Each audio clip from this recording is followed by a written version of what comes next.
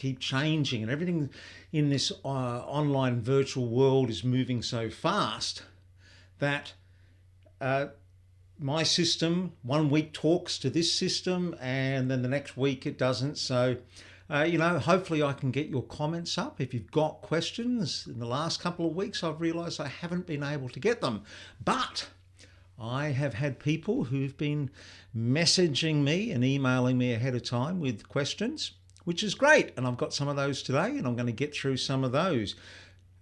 I've also got, this is interesting. So apparently down here, yes, it says I am going live, but on my feed here that I'm actually looking at Facebook, I'm just going to refresh this because I just want to see if I can get the comments coming up on there. Aha, brilliant. There you go. That was just a little bit of a refresh. So I'll keep an eye on things there as well to see if anything comes in. Hey, I just want to mention just before I started, so I use iPhones. Everything I have here is based around a little iPhone studio. And one thing about iPhones is they've got fairly wide lenses. And just before I started, I got this lens flare. So I've got a little light up behind me here. See coming across the top of my head here. And then it was a big lens flare across one of the cameras here. And I just wanted to mention something. If you don't know about this, look at this horrible looking stuff. What it's called black wrap. And this is a staple in the film and TV industry. And what it is it just comes on a roll. It's like alfoil, like stuff you use in baking in your kitchen, but it's black. It's got this matte black coating on it, and it's just a little bit thicker. But what it means is you can shape and create all these little things. So just on this iPhone here, I've literally got attached to the monitor, the screen. I've got this like folded over like that, and I've just got this little wedge coming over the top of the lens to get rid of the flare. So if you don't know about black wrap, you should. If you buy a roll, one roll will probably last you a lifetime. It's great stuff to have. There you go. Oh, don't need that. Let's get to some questions because that's what we're here to do. So during the week, I got an anonymous question from the mystery man. I know who the mystery man is, but he didn't want to be identified. That's cool with me. I've got a question. How do you make the most of a small space? Because I've just moved into an outdoor office pod. It's small and it's either a full wall window on one side or behind me is the most hideous air conditioning units. And he's finding that just using a MacBook or an iPhone, it captures too much of the background. Yeah. So what can you do? What can you do in a small space if you do only have an iPhone or you've only got your webcam to work with? So number one with that is that, yeah, you're right. iPhones generally have a wider field of view, and so do webcams. And that can be problematic. But if you go the other way, if you decide to get a DSLR camera, and then, so you can tighten in on the shot because you've got a zoom lens on it, the problem with that, if you're in a small space, the camera needs to be further away from where you are. So like you've got to be against one wall and the camera's got to be against the other. And then you've got to make sure it's in focus. And you do get these new, the new autofocuses are really good, but this starts to go up in money to get this. Everything in video, everything in photography is a compromise. Always has been, always will be. So somehow we got to work just, in the middle and find a way around that. But look, I've got a couple of ideas that might help here.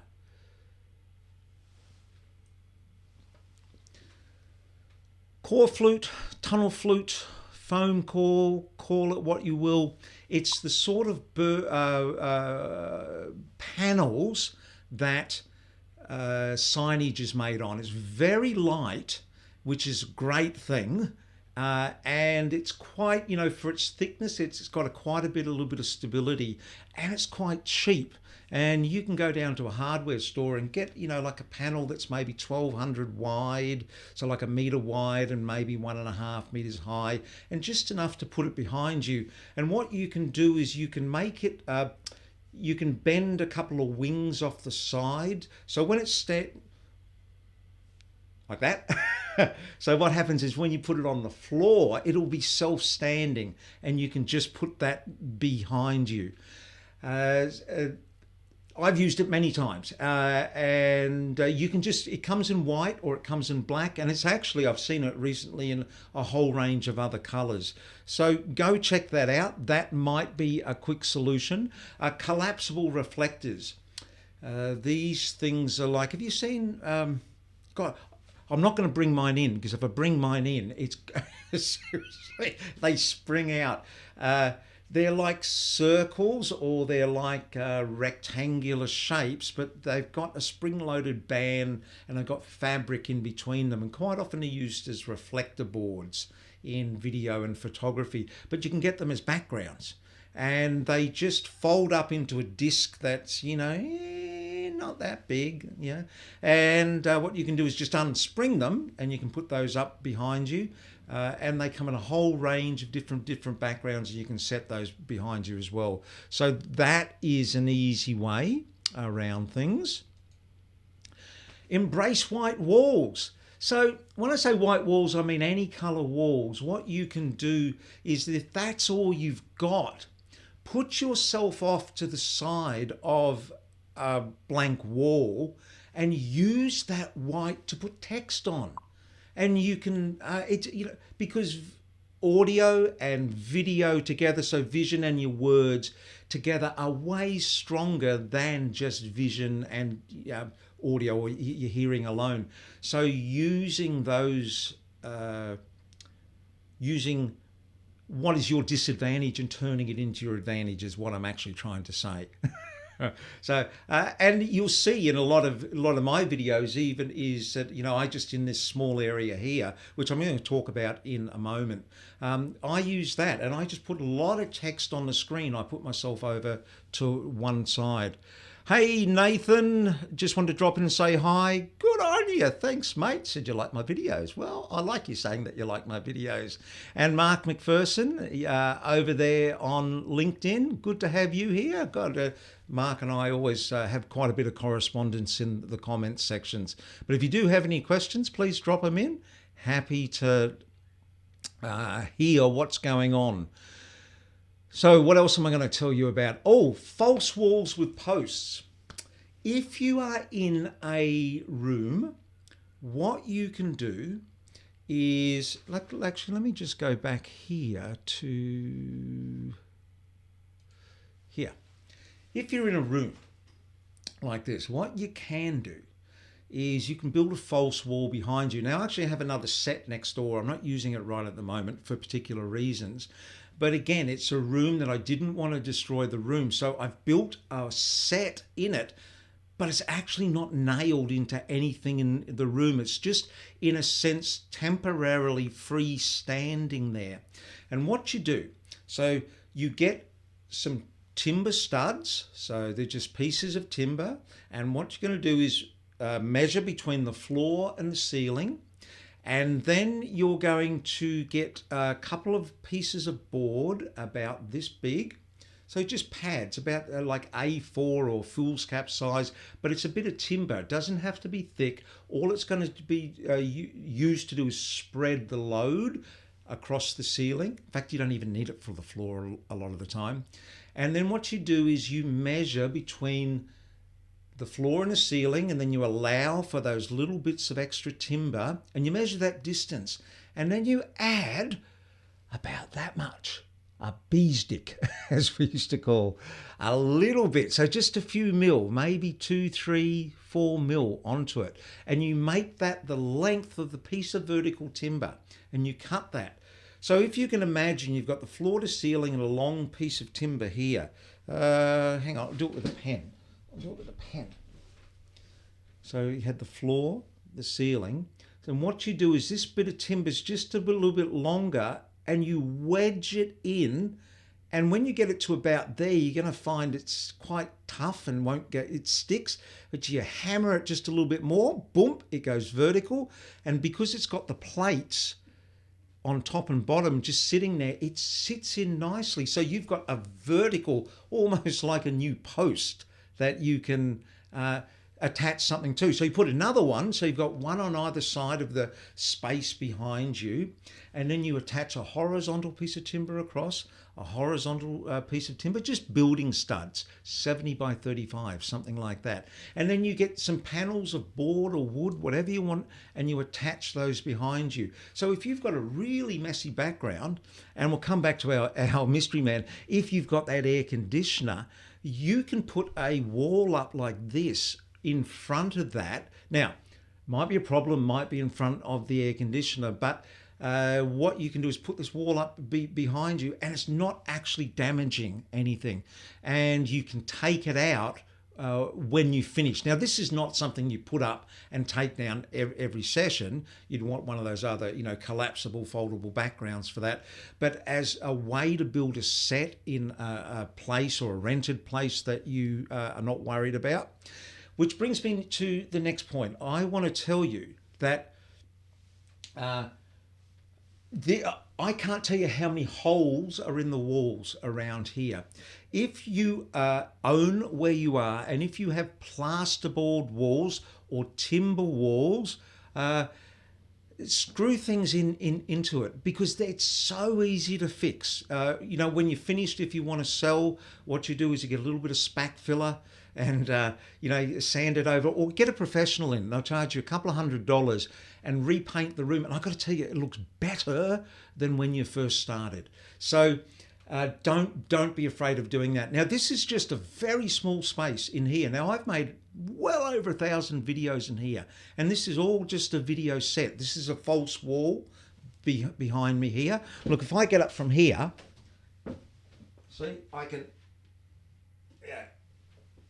And I've just got a bit of storage in behind there. And, even here, look, I'll tilt this up here for you so you see. Here we go. Look at this lovely ceiling. There it is. See, it gets painted as needs be. And I've got little doodads up on here for when I want. Like, I just screw things in where I need them. Hang on, let me get... reframe. That'll do. How do we go with the framing? That's not bad. Yeah. So I just put things in where I need them. Like, I'm seriously looking at so many holes up here. But when it's all said and done, it's so easy to finish and repaint. So maybe if you're in this mindset that you can't, add things or screw things in, it's not as hard as you think to fix up at the end. So maybe that's an idea. Let me go back to this here. So Michael Ford is asking, what app are you using to split your screen up? Oh, do you mean like this, Michael? So I'm using Ecamm, E-C-A-M-M. This is another area that's all advancing so fast. That there's so much technology coming in. I have been using another one called Switcher Studio. I've stopped using that. I'll do another session on this another day, but I'm using Ecamm now, which is particularly good for Mac. I'm a Mac user, so it works so well with all my iOS iPhones and just my Mac here, my Mac laptop here and my main Mac here. So that's what I'm using. Now, Michael's also asked, do you prefer to build a set, or would you have a green screen do the job well enough? Well, Michael, I've had green screen in here before as well. I tend to steer away from green screen when I can. Yes, you can. And you know how on Zoom you can go in and you can just click that green screen button and it looks like it does a pretty good job. That's only in the last 12 months that's been available. I got to tell you, if somebody had told me 20 years ago that you could do that, I would have said you're dreaming. There's no way in the world you would get that. Green screen used to be so hard to do. It's getting easier and easier to do. So yes, I would go for a green screen option. And remember, green screens, you don't have to buy a green screen. You can go down to a bedding store and get a green set of sheets. You can go down to the hardware and get a green can of paint. And just so you know, green is used because it's the color least seen in the human body, because if whatever color that you choose, you just set your system to cut that color out. So maybe if you were using pink, would not be good because we've got a lot of pink in our bodies. Okay, so walls with posts. Oh, go vertical. Now, one of the things with webcams and other devices is that they do have a wider view on. So maybe just by using the vertical and shooting in vertical. Now, this depends, you know, if you're doing live into a broadcast or into Zoom, you're going to have problems there with this because it's not set up for that at the moment. But if you're making videos, then going vertical is a very good solution because it's going to, cut out all that stuff you don't want to see on the side. Maybe that's going to help. Hey, Mark, what do you really like the way you help us with making or getting something that works but does not cost the earth? Oh, there. Seriously, you don't need to spend a whole heap of money. Knowledge and disciplines and techniques and templates are going to be way more value to you for making videos for business than any fancy camera ever going to be. So this is what I want to talk to you about now. Out of everything I've suggested to you there now, my voice just broke. My recommendation is that you go and start using software. So just like Michael was asking there before, what software am I using? This is such a great solution. Now, this is a speaker based out of Singapore, a very nice and smart guy, Frederick Haran, and I'll just show you this briefly. Not just as a speaker, and we are going to talk about the value, the importance of book design. So let me show you something. This is my book, the idea book, and I'm going to share with you a story. So what Frederick has done is he has embraced this white wall and he's used the technology to get rid of everything behind. So we can do this with this software that's all available. And I'll show you now what I'm using here. So we'll go to picture in picture. All right. Now, this down here on the corner.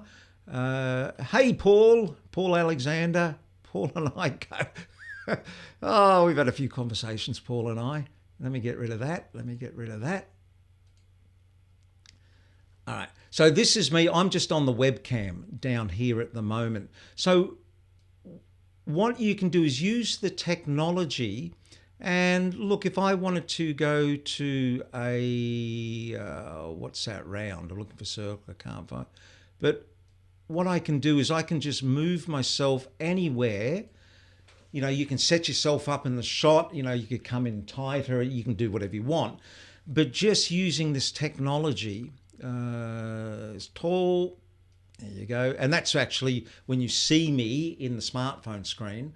I'm just in a tall window like this, and I've just put that frame around me. So none of this is particularly hard to do. If somebody shows you how to do it, you'll be able to knock it up fairly quickly.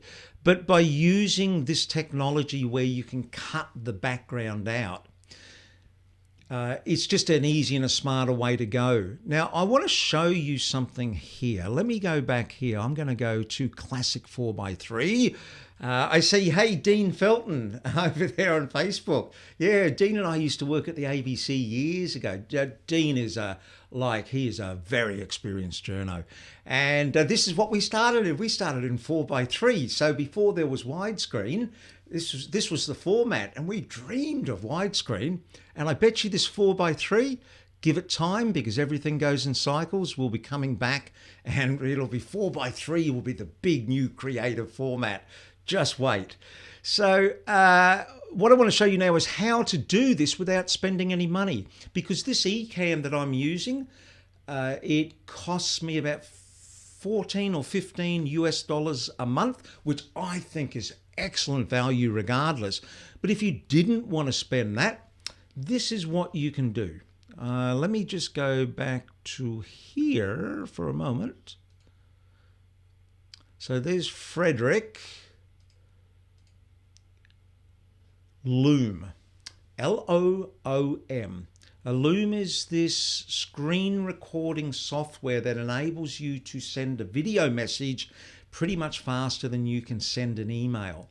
There are all these other, I call them shoot and share apps at the moment, where you can use your webcam and shoot a video and a screen share at the same time, or just do your webcam, but you can send that to someone. You just put their email address and you send them a video message rather than typing out the words. And remember, it's all about show, don't tell, right? So I mean, that's the power of video. Where you can show, it's way better than telling. Oh gosh, hang on a moment.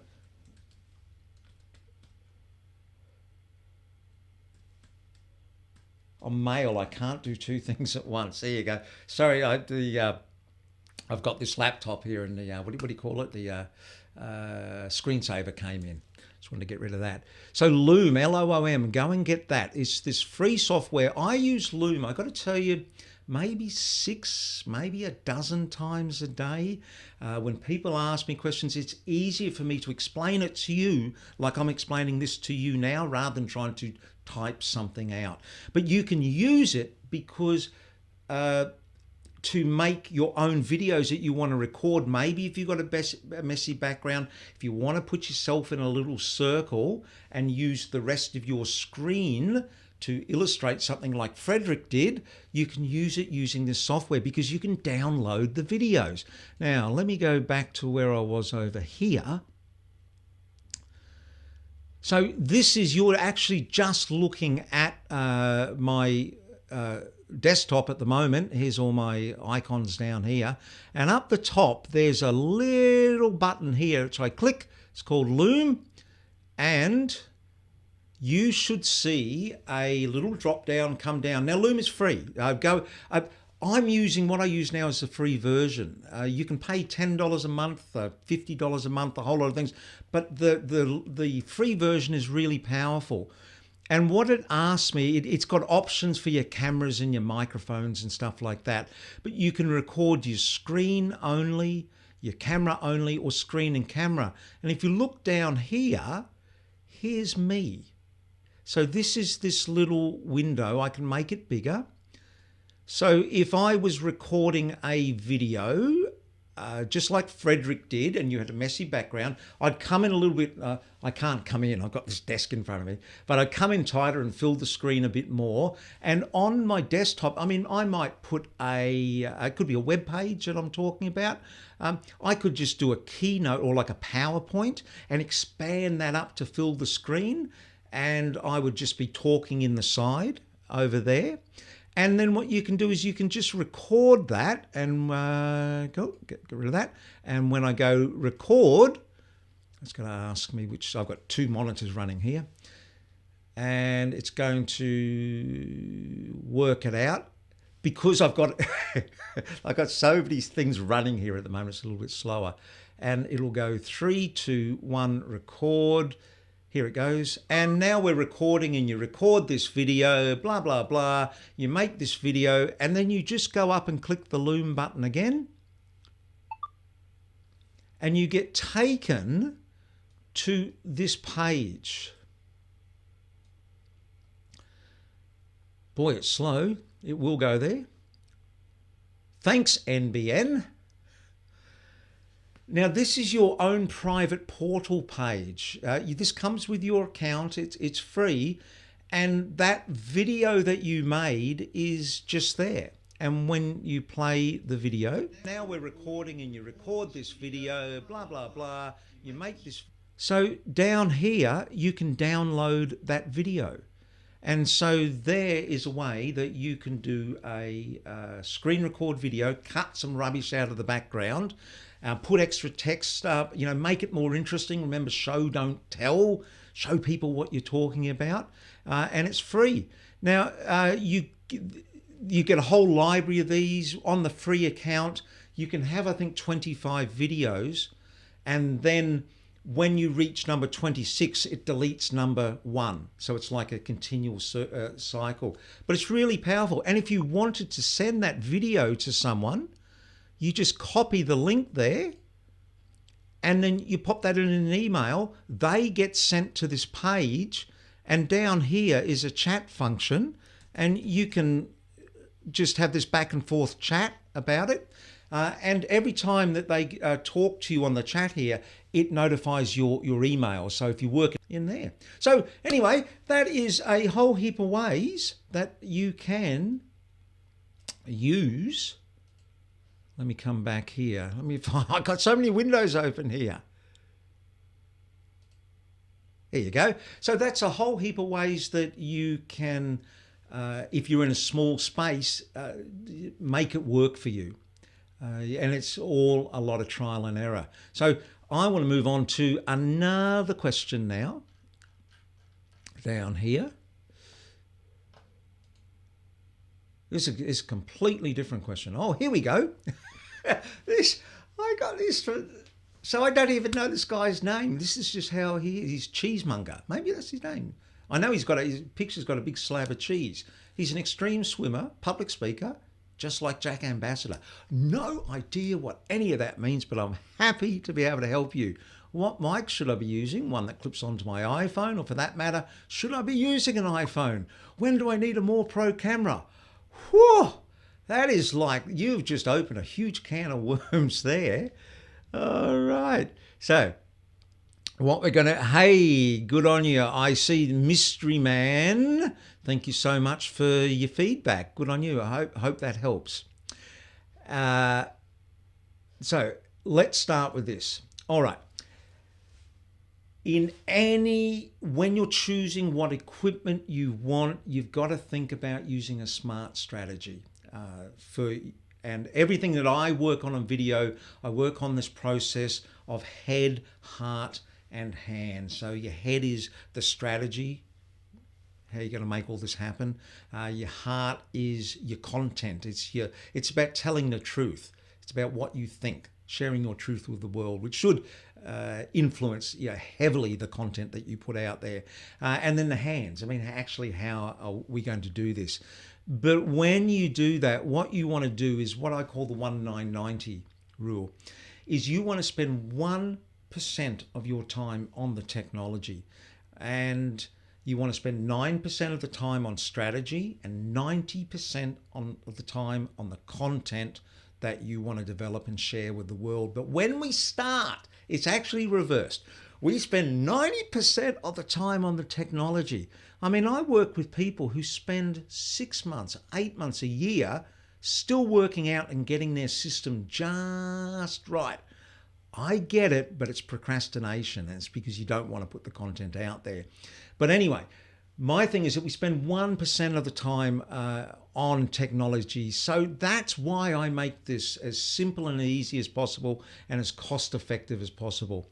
So I've been doing this now for about 40 years on this whole video thing, and I've seen a whole heap of changes that have happened. And one of the changes that has happened is video's gone from being hard to actually being really easy. I mean, there's no better time in the world for you to do this now, because look, hey, I got this amazing phone I can carry around in my pocket, and the AI, the computational power within these phones is what is changing things and making things so much easier.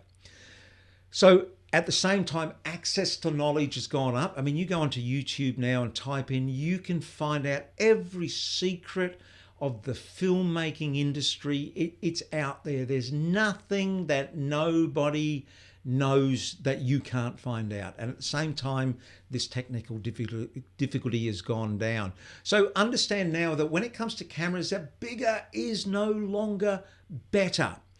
Okay? Big cameras will make you different sort of videos. You will always need to outsource for certain things. There's people out there with a whole lot of experience who can do it a whole lot better and a whole lot faster. But I reckon that's going to account for 5% of the video that you need to make every year. 95% of the video is different, and what the market is asking for is different. So bigger is no longer better. So remember that brushes don't make the artist. Typewriters don't make the writer, and big cameras don't make you better videos. They make you different sort of videos. So you have to understand that there's two camps, there's two types, and knowing when to use these is important. So smartphones are what I call video-okay. They are great. Now, I am not going to use a smartphone. If I went back on the tools and went out and started shooting stuff again, went out there and shooting wildlife or something like that, I'm not going to shoot it on a smartphone. It's going to be difficult for me to do that. So, but for 99% of the stuff that I do, this is what I use. And it's the only camera that I own. Hey, Patrick Galvin. Yeah, good on you. Thanks, mate. Good. Appreciate you saying that as well. Just, if you have not seen this, oh, please, when you're finished with me, right, I'll wrap up soon, go and have a look at this. Go on your search thing and type in Chinese New Year daughter shot on iPhone. Now, this is commissioned by Apple. It's a 7-minute film, so you need 7 minutes and a box of tissues. It is a beautiful, beautiful short drama. I've watched it. I love watching it now because it emotionally affects me. I get all choked up every time at the end. But the Hollywood's best cameras in the hands of an amateur is a toy. Not an amateur. It's not. In the hands of an inexperienced person is a toy, but an iPhone in the hands of an experienced person is a tool. It is, go and watch this, and it'll lay to bed any argument that you have that maybe smartphones aren't good enough. Go and have a look. It's just fantastic. So when we're talking about cameras, it's not about the technology. It's just not. Choose something. I don't care if you use an iPhone, any other sort of smartphone, a webcam, you use a DSLR. I don't care. Just choose something and go use it. The next part of the question from Cheesemonger was audio, about what sort of microphone. Do we need to use a clip-on microphone? It's the wrong place to start asking the question. So I'm just going to go back and I'm going to spend a little bit of time now giving you a brief overview of what is important when it comes to audio or sound. Now, my wife says that I have selective hearing. She would tell me this almost daily, I think, right? And most of us know this is true. Now, here's the thing. We do have selective hearing. Do you know, if you are in a crowded room and someone says your name, do you know how, it's amazing. You can hear your name. We can hear what we want to hear. We can be watching something, but listening to something over here. Microphones don't. Microphones do not have selective hearing. They hear everything. And this doesn't matter whether it's because all microphones come in different sorts. Now you get microphones which are the little clip-ons, lapel mics or lavalier. Lavalier is French for clip-on mic.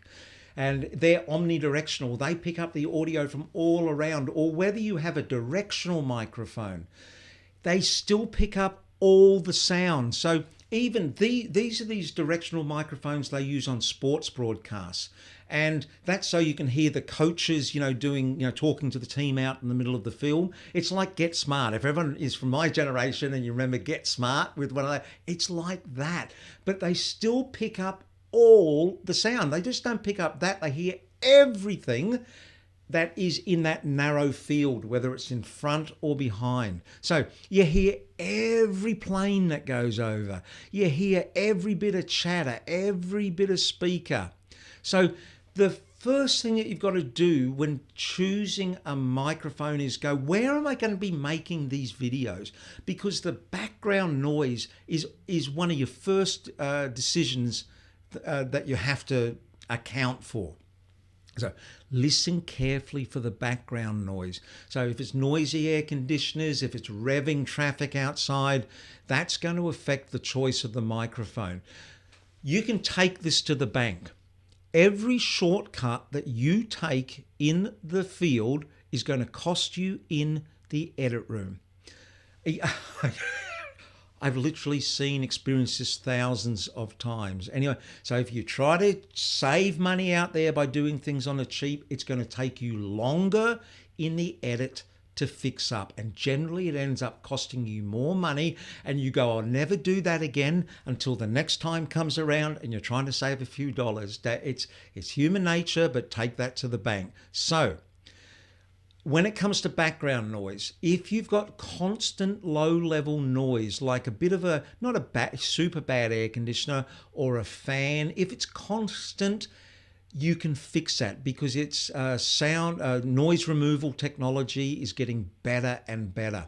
But what you can't have is things that, like, so if someone's mowing outside where it's changing, or if someone's got a radio on in the background, you can't have that, because if you cut your video up at the end, and one song is playing in the first part of your video, then at the end of the video where you want to use a second shot, it's gone to a different song, you'd be talking, and then all of a sudden the background music, the song has just changed, and it's distracting. And always remember, take this to the bank as well. Distractions dilute your message. So you want to get rid of as many distractions as possible. So just thinking about what you're hearing behind you first is actually more important than your choice of microphone.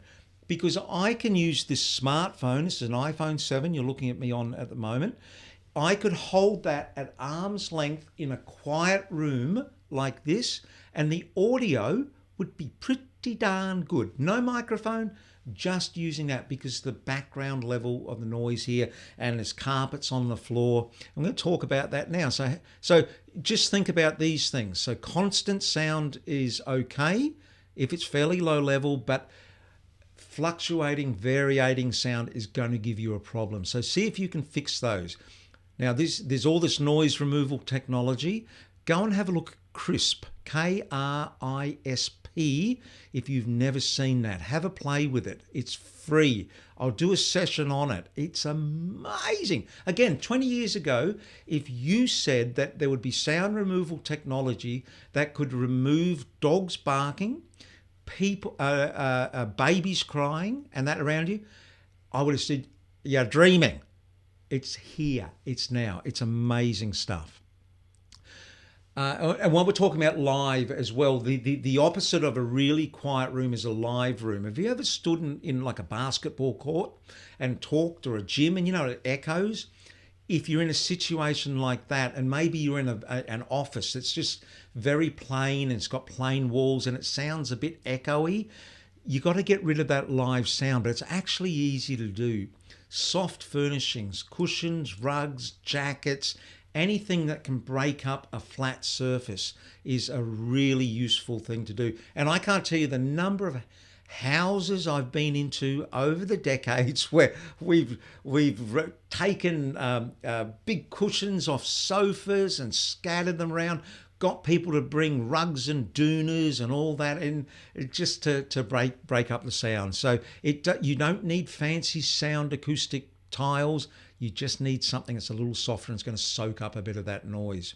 So do you want or you need a microphone? And what I mean by this, if you're choosing a microphone, so do you actually need it? Because like I said, if people can hear you clearly, maybe it's easier just to go without it, so you don't have to do this clip up and check the levels. Sometimes working on auto works fine.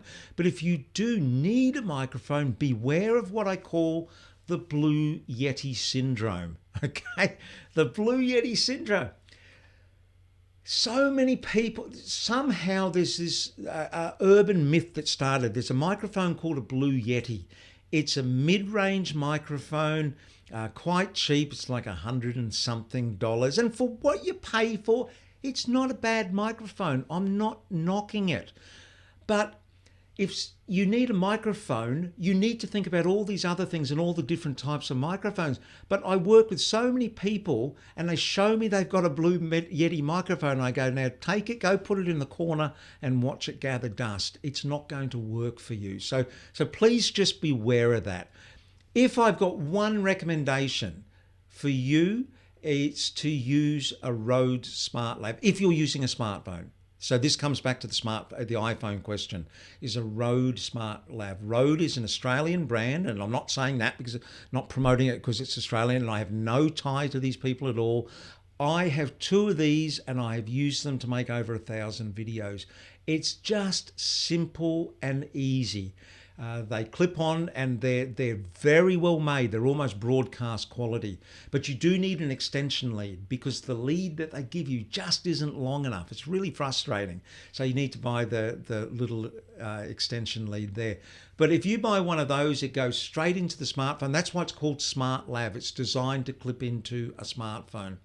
And if you've got one of those, man, well, I don't know, I've made 1,000 videos and, you know, I've earned money out of doing it. So, you know, there's something in that. And that is answering those questions for today. Let me get back and go to there. So, boy, oh boy, Patrick and Dale and Mark and Paul and Michael, thanks for all coming in, saying hello. And Dean and Michelle over there on Facebook. Remember, if you don't want to, please, if you've got questions, ask me. Ask me live and I'll answer them live. And if you don't have that, send them to me during the week sometime and I'll come back. And if I can help you, I'll help you. It's good for me. Look, you know, like it's nice. It's nice to be able to share this with you, but it's useful for me to know what your problems are. I mean, if I know what your problems are, I can create better, more focused content. There you go. So make sure you interact with the videos that I'm putting out during the week. If you want any help, if you're running a business and you want any help to get your people over the line and get them to using a smart video strategy in your business, give me a hoy. And if not, I will bid you all farewell and hit the finish button. Hooroo.